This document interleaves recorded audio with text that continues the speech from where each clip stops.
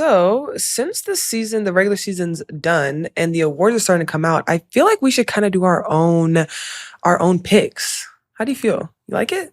Let's do it. I'm All right. down. So MVP. I feel like this is kind of self-explanatory at this point. I have to go with Asia. I mean, she literally leads the league in every category. Legit every category. Points per game, blocks, rebounds, the amount of 30-point games she has at this point. So I think she would get my MVP vote. No, 100%. If I have a vote, Asia Wilson definitely deserves MVP. I do want to shout out Napheesa Collier, though, because she's the second player in WNBA history to join the 50-40-90 club, joining Elena Deladon, who actually won MVP the year that she shot 50-40-90 in 2019. So I don't think that we can negate the type of season that Napheesa has put together. Also, her team being the number one seed locked that up really early. But I guess my question was, would there be voter fatigue? And I say that in the sense like there's always voter no, there fatigue. is, and I think that there's a lot of players that probably deserve more MVPs, but because they had won it before. And shout out to the Aces because they're talking about it. They're out in front of their narrative. They want to continue to, put the numbers out there. I mean, first in total points, first in points per game, first in blocks per game, first in total rebounds, first in defensive rebounds, first in 30-point games, first in 30-point double-doubles.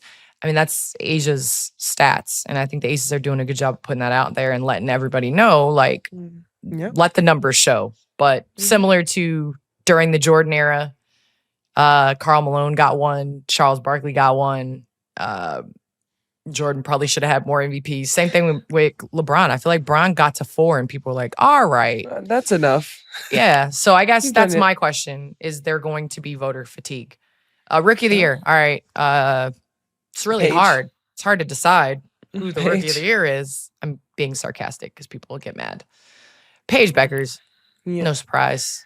I do think, though, Sonia Citron had a fantastic rookie season. I think that offense in Washington fits her perfectly. Her ability to cut, her ability to get to the rim, her shot. I mean, you definitely cannot deny what she did this season and how she impacted her team.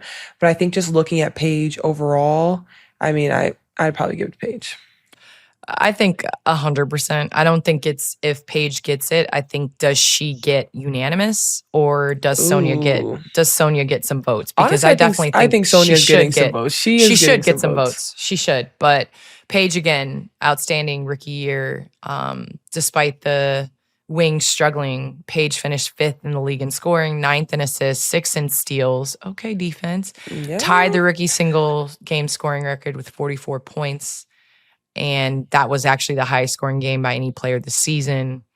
So I definitely think Paige is going to have that in her trophy case. It's just a matter of, is it unanimous? Unanimous, yeah. Okay, so I got to know, who do you have for Defensive Player of the Year? Nobody. I don't have anybody for Defensive Player of the Year. We can leave that up to the real voters then, because I have nobody. I feel like it's honestly like the Vegas odds. If you look at the Vegas odds, I just want to Defensive Player of the Year is so hard to judge. Yeah, and I think it's changed so much over the years of okay. If you lead the league in rebounds, you're in the conversation. Blocks. But seriously, I think it's the players know which players they don't want to play against. Yep.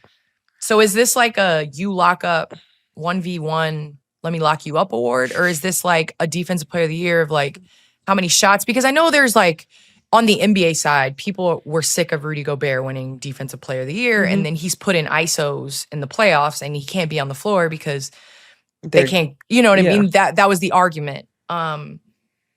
Which it is a regular season award, so that's great. But I don't know what the criteria of Defensive Player of the Year is. Is it I don't want them to guard me? Is that I couldn't tell you myself. Give me the criteria.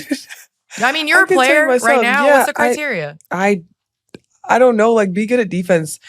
I don't know. That's all I can tell you. Maybe rebounding, maybe steals, blocks. I mean, there's a lot. So I guess we'll find out together. All right. Well, I think it'll be one of 4 players. It is normally a big award. So post-ups, a big will probably win this award. But it's between Alana Smith, Asia Wilson, Brianna Stewart, and Napheesa Collier. So we'll see. I mean, Minnesota had the league's best defensive rating. So again, we shall see. 6th player of the year, what are we going with?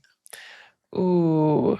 Honestly, I know we've been talking about the Lynx a lot, but Heidemann might not be a bad choice for 6th Woman of the Year. She leads all bench players in 9.1 points per game and 2.8 assists per game. So stud buds. Stud buds. Stud buds. Stud buds might have an award in their trophy case. They might live stream it. Coach of the year? Ooh, I know the Valks have been amazing, but I low-key also, this is gonna hear after we beat Atlanta in the second game anyways. I think the Atlanta coach as well is really in that running, because what he's been able to do with his roster and the way that they shoot the 3 ball and the way that they are just all like they just flow. And then you look at everyone on the roster and how much they've approved in just joining that squad. I feel like he really has a good case. I would agree with you. I love watching the difference in the way that Atlanta played last year versus this year. You know, and I think that he's bringing out the best of the individual players throughout the system. So he's putting Alicia Gray in great situations. Yes. He's putting Ryan Howard in amazing positions. I think he's utilizing Bree Jones in ways that she hasn't.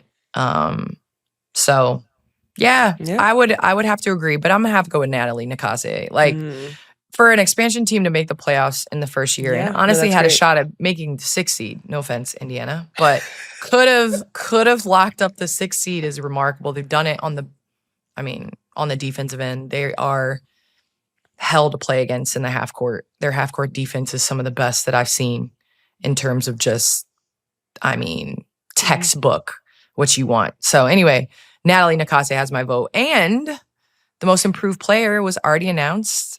Veronica Burton. Yes, congrats. Of the Valkyrie. She went from 3.1 points per game, 1.4 rebounds, and 1.9 assists to averaging career highs of 11.9, 4.4, 6.0 assists, and 1.1 steals. It's her 4th season and first with Golden State. So expansion draft, shout out to the Valkyries for getting and bringing out the best in Veronica Burton. So it's a perfect fit.